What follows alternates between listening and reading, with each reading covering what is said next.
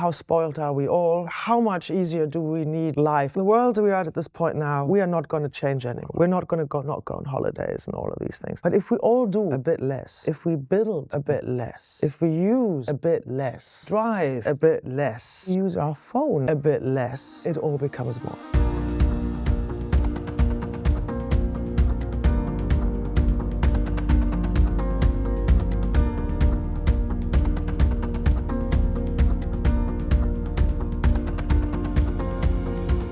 Welcome to HubTalks. This episode is called Inside the High Rise, and we will focus on workplace design and sustainability. I'm Christian Klinge. I'm the design director of Rockphone, and with me today is Yasmin Al-Ani Spence, director and architect from WilkinsonEyre.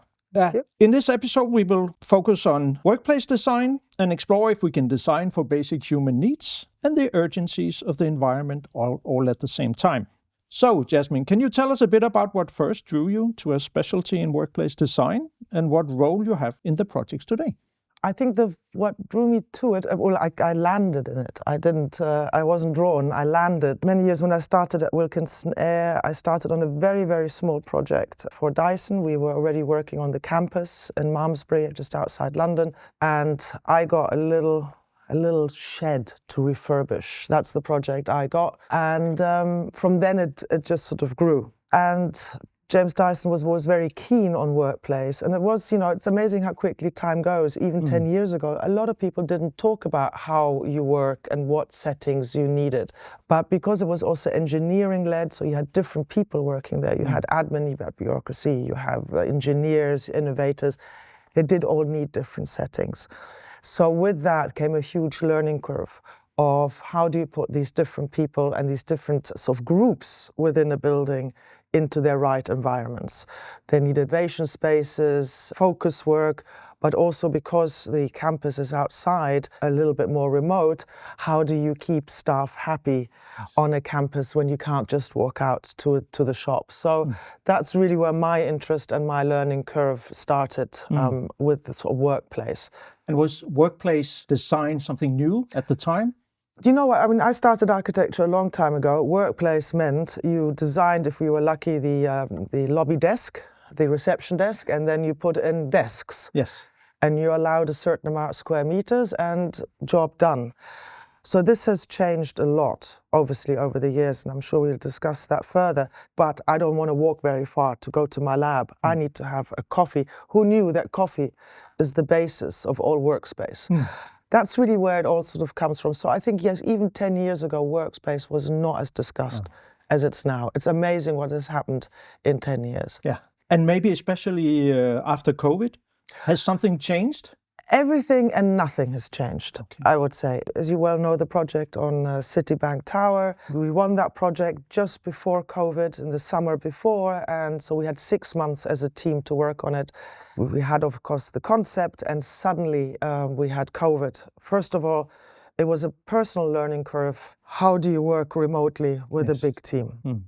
I personally do not wish to repeat that, but also it taught us the importance of what workplace is. So it's a twofold thing where we learned to get to be with people in an office is a positive. But to have possibilities to not go in for various reasons into the office and still be able to work is also a positive. So it's marrying these two new opportunities that we have. So it made a big difference. Luckily, the concept was very aligned with what COVID threw at us. Because we were already talking, like everybody else, about flexibility, different type of workspaces. But also when we talked early days at Citi, especially whilst COVID, we talked about giving people more space, wider corridors. And also, I remember one discussion, if you all sit together, but one person is not that well, when COVID was on, nobody wanted to sit next to somebody who wasn't well. There are different areas you could possibly sit, and it became about choice. So I think the bottom line of all of it is choice. Choice. And you mentioned opportunity as well. An opportunity, yeah. Was it a paradigm shift? Will we ever get back? I don't think we have done full circle yet. But what has definitely the shift, and I used to get a little bit frustrated, especially right after COVID, when suddenly the market was overflowing with advice of workplace and endless strange furnitures that were put in. And I actually thought it was a bit wasteful as well. So, and I think it's very positive now that we're taking a bit of a step back and saying, what is actually that we need to work well? Yes. Don't just put things in for the sake of looking cool or, you know, I'm sure there must be endless sofas that I've never been sat on around offices in the world. Yes. And going to sustainability, that's also not good. So let's have a really simple and logical approach to workplace. And what works for one office might not work at all for the other. No. But people are coming back. They are coming back. They are coming back. I mean, in London, our industry, we're mainly in the office. I think it's important that people are in the office. We spoke about having children. How do you learn? How do you learn to interact? How to behave? How do you admire somebody? How do you not like somebody if you don't experience them? So I think for social development and knowledge and osmosis of knowledge, it's absolutely crucial. But what I said, the choice that, you know, back in the day, if your plumber came, you had to take the day off. I don't need to do that anymore. Or if I need to do focus work, I can do it from home. Exactly. It's that choice that is valuable. And that we should not lose again. No. Health, well-being and biophilic designs are hot topics these years. How do they influence the projects you're working on, and are developers willing to invest? Well, when I spoke about putting the workplace into a sensible setting, the sensible setting is exactly that basis. It should be a healthy environment, which means air, which means acoustics, which means light. All of those very simple human needs, they need to work. That's a good workplace. So that is, we cannot move away from that anymore, and hopefully we don't. When we talk about biophilic design, there was a huge move into that. Again, I will be a little bit honest, I got a bit frustrated with endless flower boxes. It needs to be done properly. Again, of course, can't be done everywhere, but even the view to greenery, we all know, gives us a much more positive outset and so on. So biophilic design, absolutely, but we can achieve it in many ways, you know, by also creating architecture is not just inside, it's outside. Spaces that people can step out and get fresh air and see something in reality. So absolutely. Developers, I mean, again, every country is a bit different. In the UK, in London, it's very competitive. So yes, a developer does need to provide those spaces to be in the competitive market. And tenants expect more and more. And the more that tenant push comes, the more the developers will have to follow. And I think that's good. That's good. But also the square meter prices maybe keep going up then. For sure. That's just the unfortunate byproduct. But at least you're getting a good building for it. How do you bridge the gap between the size and scale of a high-rise and then the experience of the individual human being? So coming back to Citi Bank Tower in London, for those who don't know, it's an existing building built in 1999, and it is up for the sort of end of life of all of its services plants. So it's a full reuse, refurbishment, retrofit, transformation, whatever the buzzword of the day might be. And yes, so you inherit a tower which has a capacity, build capacity at the time between 8 and 10,000 people. I always refer back as an example. I have a little house in a village which has 400 people in it. So you can see the scale. So what do you do with that scale? My attitude and that of the team was we break it down. It's very simple. You create a town in a tower. Whether it's horizontal or vertical or circular, it doesn't really matter. It again, whether it's a new build or building with an existing, working with existing, it's about possibilities of putting people together, connecting people together.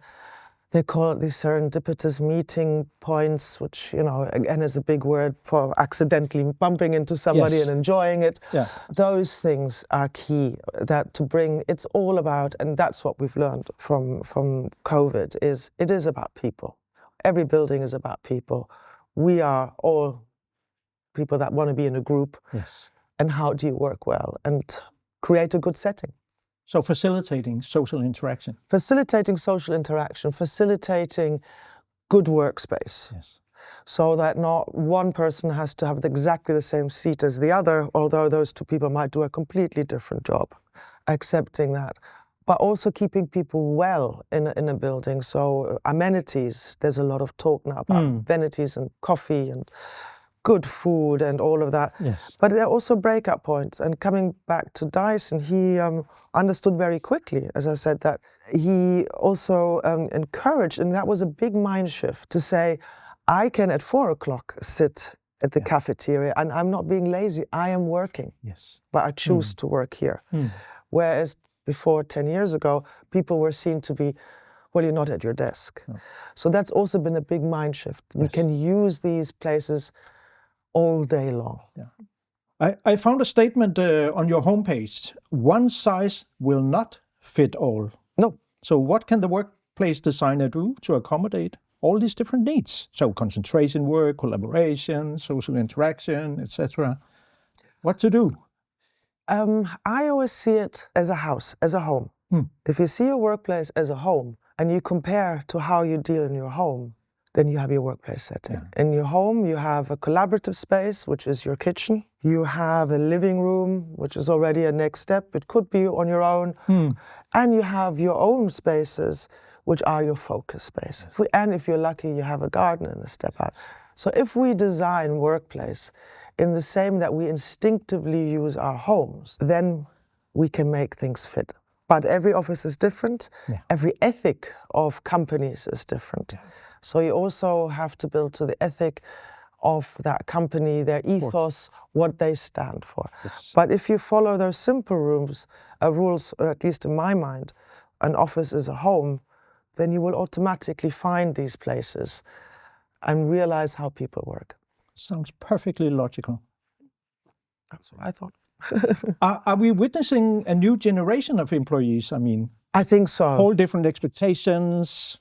Rather than being required to go to work, they will want to be there. Well, I hope that people will come back to work. But, you know, in this economic climate, a lot of people, we discussed Copenhagen before as well, being more expensive, and London. For a lot of people, it's also a financial commitment to go to work, and that cannot be underestimated. So that really starts a bigger discussion about what can we do to make that better for people. How can we encourage more? Do we tend to put more offices maybe outside? But that's a huge discussion that we cannot deal with within this in this forum. So we're looking at something in a very focused area. But I think absolutely, I mean, a lot of people are saving a lot of area, square meters, by having smaller offices, but having people come in only a few days a week. Is that the right thing? I spoke to somebody the other day who has a new job, and she said, every day I've got somebody else sitting next to me. Yes. Is that the answer? I don't know. No. I'm still that kind of person that loves coming to my desk and going, you know, it's home. Quite a few are, I'm sure, yes. But maybe the next generation is changing, and, you know, the employers are getting younger too. So... And digitization is also playing a major role, of course. I think that the phone has unlocked everything. Yeah. Whether it's the phone, your laptop, your iPad. Before, I had to go to work to be efficient, to communicate with the world. Now the work comes with me. Yes. And that is the absolute crucial difference. Yeah. And that will not disappear. No. Again. No. Unless somebody at one point decides it's too much.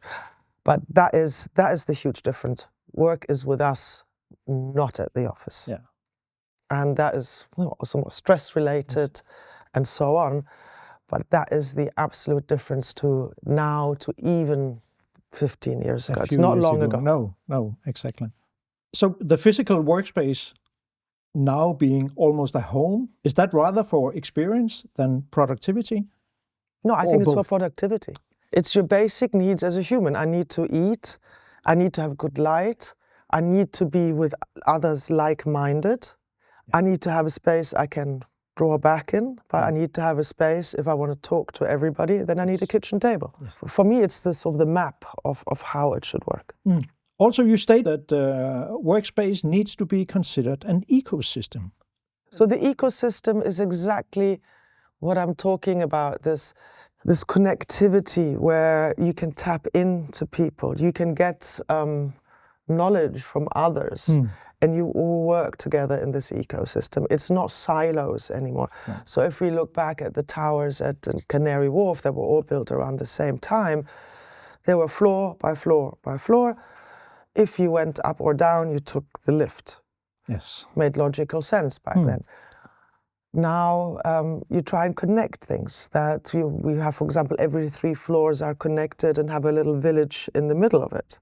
And it's creating these ecosystems that if I need help, I don't just maybe text you or email you. I might just go and see you. Yeah. I think where the world is shifting now, a lot of people don't bother getting up anymore. And we need to do that again. And this is where standards like WELL come in to actually encourage that movement. Yes. You know, I've come to the point at our home and the kids are there, I text them to come down for dinner. You know, yes. But this is how the world is. And we need to actually also regain the power that we have as a human. In workspace design, flexibility is key. Is that also how you see office and workspace interiors today? Absolutely. It goes from small to big. The flexibility of your desk, whether you can pull it up or down. We've seen that a lot, does a lot for well-being for people. That's the smaller bit of it. The flexibility of being able to move to a different setting. Therefore, you know, we have laptops, we can do that now. You can follow, you know, the light. So all of these flexibilities and the flexibility of space. And with that, I don't just mean I can change it, but it also means with the sustainability, and we are getting a bit more frugal because we do see the value in space. That we don't have spaces which are just left empty. Remember the big lobbies of the 80s, which were like one sofa and marble. Yes. The buildings have to work harder. Yeah. We don't want rooms that are left empty anymore for, you know, for a good meeting or something. So we design spaces that they can be future-proof, they can be something else in the future, but that they can also be used for different settings. And I think that's really key as well, because and we've learned that now, what is the setting today might be already different in 5 years. Indeed. Indeed. And that comes back to what I was saying earlier. Be careful what you put in. Don't just because things change. Yes. So as long as the basic is there, then it will flow.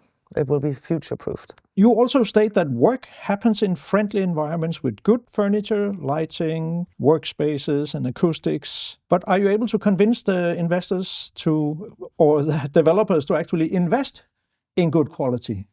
I would say yes and no. But again, sort of coming back to my earlier comment, I think so. We've been fairly lucky on the projects that we have just also recently completed, whether it's Battersea, where it all has been very high quality, or we've finished a Bishopsgate in the city, which is a new build. And actually, but again, I'm talking London. You know, and you know, with Dyson at the time, we personally checked every chair that went in, and we went through a scrupulous sort of functionality and comfort. For Citi, we are very aware of this sort of the passport of where materials also came from and quality, so that they last a long time. Yes. So actually, I would say yes. I would say maybe, but somebody might disagree. I would say if you have an end user, it's definitely easier. Yes. Yes. There's definitely, it's easier because people understand that you're providing something for them. Yes. So if everything is open, it's more difficult. It's more difficult because you also don't even know whether the tenant that might move in, whether again goes back to their ethos or their, you know, their vision. So that's a little bit more difficult. Yeah. But that's where you, in those spaces, just allow for that future-proofing that gives them the empowerment to create spaces that they enjoy. So flexibility is really key. Yeah. Yes. You briefly touched upon the Citi Bank project. Can you tell us a little bit about the many complex challenges you were facing in this project? I can tell you now, I wasn't able to do that earlier, 5 years ago. It is a very complex project. Like I said, it's an existing building. It was built silo-like, floor by floor, of its time. And to turn that into a sort of modern-day space that would also last for a lot longer for an end user, well, was very exciting.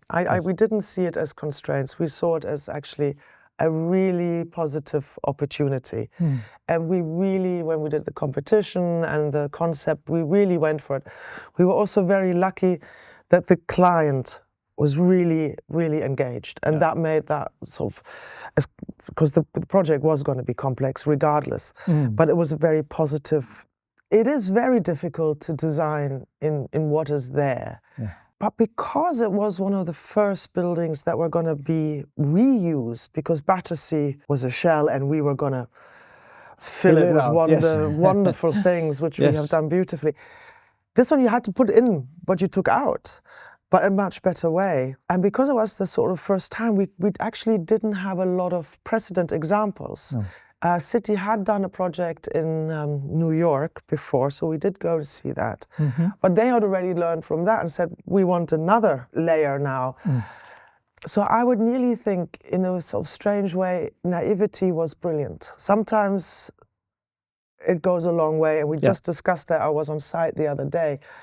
Would we have dared to do all of these big moves if we had known? Probably not. We would have been maybe a little bit more careful. But actually it worked. We have got good contractors, we have great engineers and everything. So it is a challenge to also have a building site, which is not a building site, which is a building, which is, I think sometimes early on we didn't even think about. But you know, there's nothing outside, it's all within the building.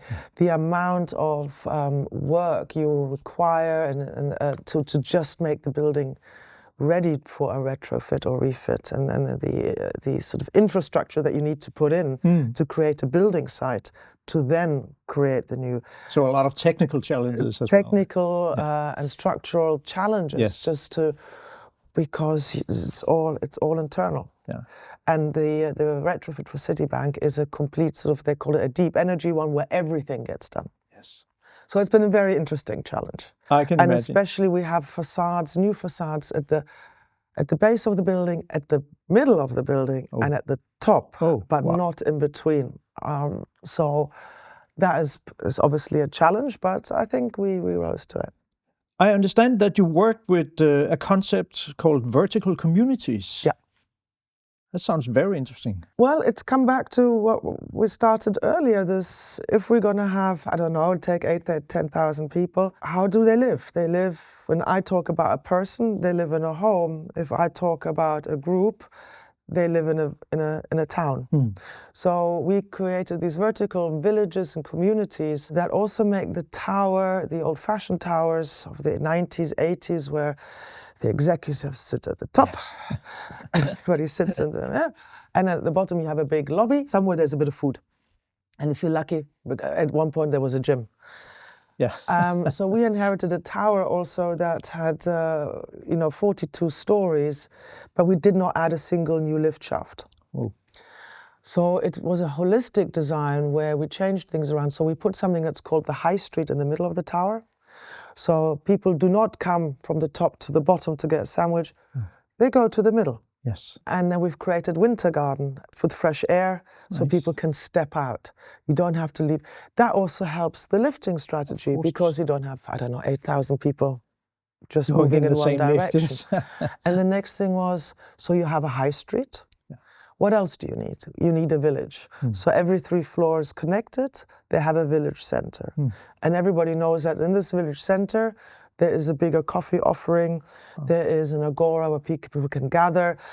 So, but they're always a bit different. So if you change jobs within that building, you don't get repetitive. It's a different village. And it's just creating these collaboration village areas that allow people to work differently, to meet up, to learn from others, and maybe to be next to a department that you normally don't talk to. And you meet at the coffee area.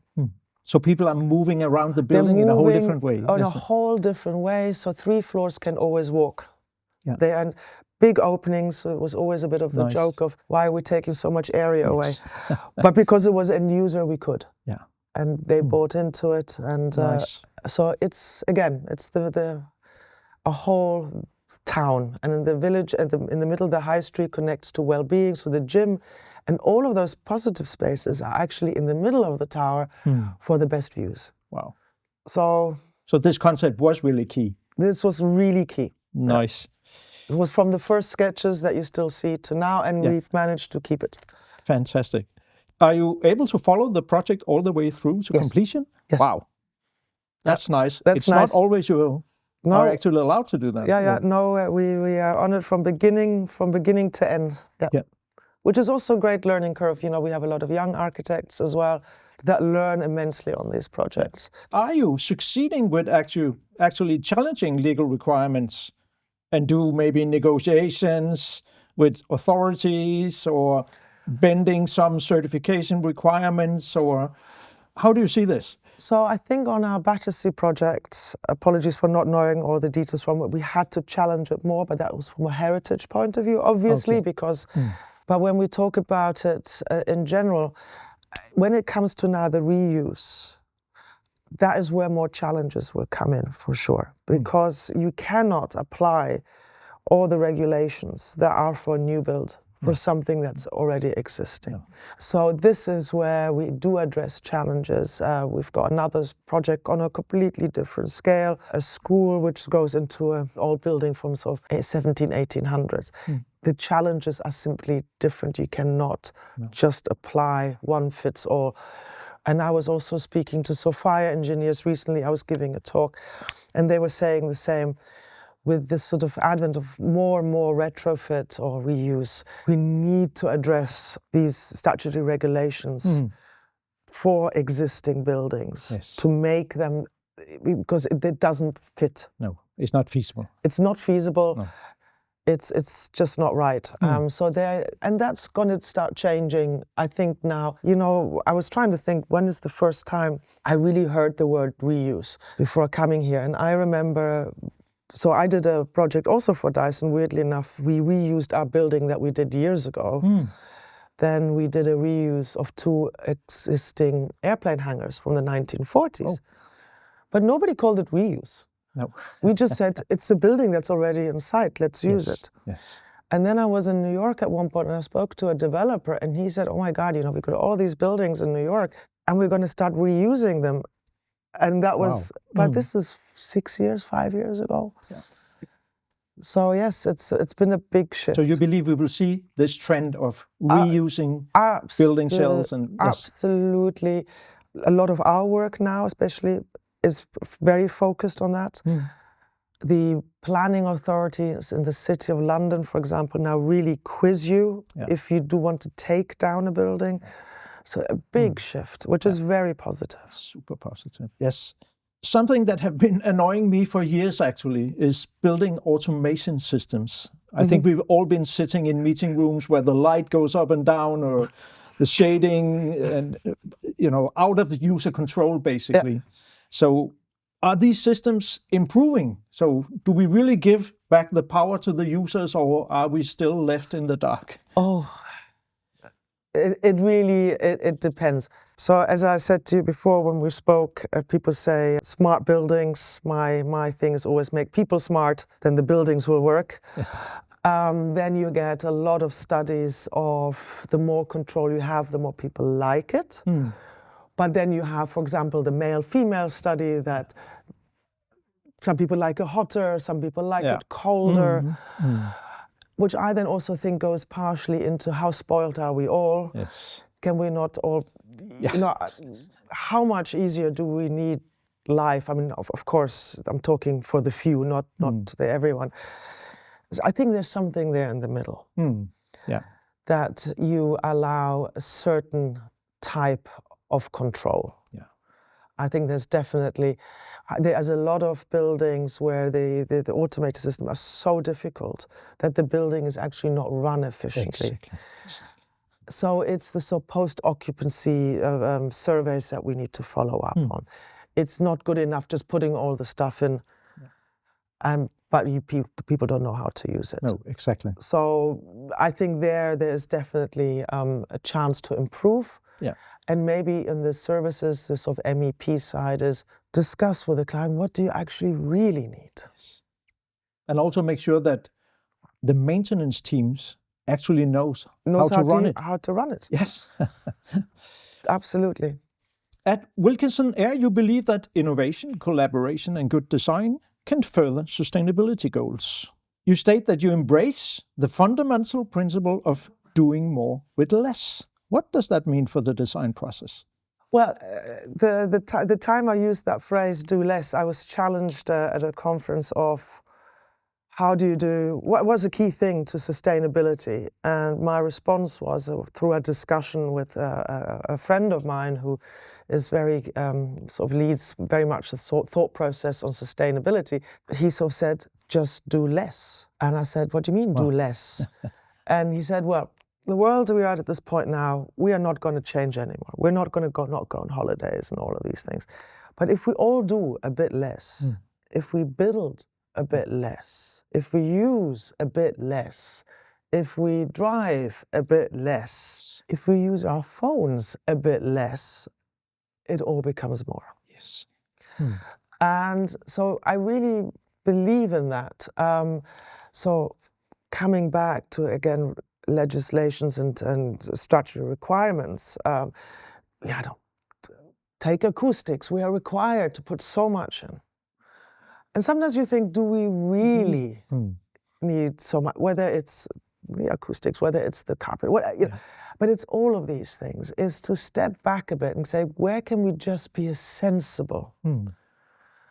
And maybe we don't put 100% in. And if that works, that's great. If not, we get the rest. Yes. It's a bit more sensible approach. Do we need all the materials that we put in? Talking right at the beginning of our chat about these endless sofas. Do we really need them to do that? And that obviously then goes into retrofit. If you have a building that is sound, use it. Yes. It doesn't work for every building, and it would be naive to say it does. It's the same with clothing. Reuse them. And actually, in the sort of fashion industry, people have become very good. Indeed. In reusing and buying second-hand. And there's a strong focus also on it. There's a huge focus. I would maybe say with my kids, they do it not because it's sustainable, but they are doing a sustainable thing. Yes. So I think we need to get much more into reuse of materials, reuse of furniture. We can't just do buildings. It's everything. Yes. Yes. And there also comes in quality. If we use quality and we design with quality, then hopefully we get a longer... long-lasting. Long-lasting, Yeah. At WilkinsonEyre, you have developed, I would say, quite a comprehensive sustainability manifesto. Yes. And you support the Architects Declare movement. You work to stay within the zero carbon buildings framework. So you're setting the bar really high. We are setting the bar high, or we hope to be, or are. I don't think anymore to say that sustainability is just another element is not enough anymore. So we have our own team.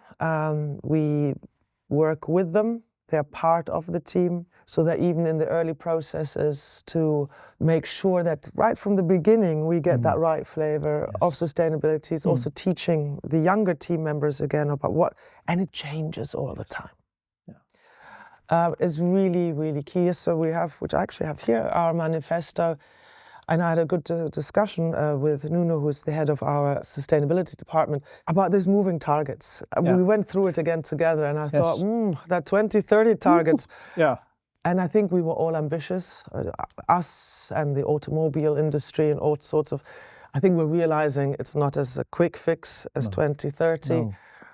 But we, as a industry, need to work together to find out what can we really do. Yes. And if everybody, again, does a bit more towards it, the better the outcome will be. But it is going to be a long journey. It's a long journey, and I think we'll be naive to say we've set the bar already. We have not. No. And we're already seeing things that we spoke about a few years ago. Everybody spoke about prefabrication is the big answer. Yes. Nobody speaks about it anymore. No. So we're all looking. We're looking like crazy, looking for that secret that will give it. I don't think there is one. I think it's an ongoing journey. We will get better with it. The research will get better. The feedback from buildings will get better. And it's to have the open mind to go and to change. Go, actually, in the beginning, no concrete. Now we realize actually concrete not so bad. No. So let's keep an open mind. Let's keep the research going. Let's encourage research. But it's so complex. It's so complex. EPDs and certifications. And, wow. Are we only scratching the surface? We're only scratching the surface. Yeah. And I think in the beginning we were all we're already on the surface. No, we're still going. But it's exciting. It is. And needed. Yeah. There's a movement among Danish architects promoting a full stop for new build. And instead focusing on refurbishment, renovations, transformations. Is this realistic? No. No. It's like giving one uniform to everybody and say, make it fit. Yeah. I understand the sentiment behind it, really explore. And sometimes you can make a lot out of something. How often have we moved into a house or sat in an office that we didn't like to start with, and afterwards went, I quite like this, or this wasn't so bad. Oh, I like the area. So yes, I think we can actually overcome, and again, maybe challenging ourselves. But some buildings are not fit. And we did, one of my projects is a new build in the City of London. And we have to take a building down. But we had to prove that actually the embodied carbon would be worse if we kept the building, the outgoing, the carbon emission in the future will be worse than if we actually put in a sustainable building. So you also have to see how will that existing building work over the next 10, 20 years? So what is the most efficient way of working at this site or project? Okay. So maybe it's good to have a stop, we think, maybe assess, see what building stock is there that is ready to reuse. Yeah. And then maybe have a clever thing of the ones that we cannot reuse, what do we do? Yeah. Yes. And then move on. You just briefly touched upon it. BREEAM, DGNB, are they good tools for supporting a more sustainable future? I think there's so many of them now. Yes. And they will keep changing as well. So, but in realistically, yes, they are a good tool. They have made us think, especially with that is more people-focused. That was really needed, and neighbors, and also the approach of the post-occupancy surveys, investigations to give us feedback after the building is finished, not just go. Yes. No. BREEAM lead, there is a purpose in all of them, for sure. It makes us work harder. It makes the developer have to take things into account of quality, whether we're talking about, whether it's visual or even usage and services. So yes, there is a good. So is it also raising awareness maybe among users or tenants? For sure. I mean, now if you rent something, a tenant in London, you will look at whether it's a BREEAM this or a LEED this or whether it's got because it's become also a selling point. So it's becoming quite a good circular economy in that. You talk about reuse, and for sure this is going to be important. But are you able to find enough materials out there? I mean, do we have the supply chains in order? Or is it done project by project?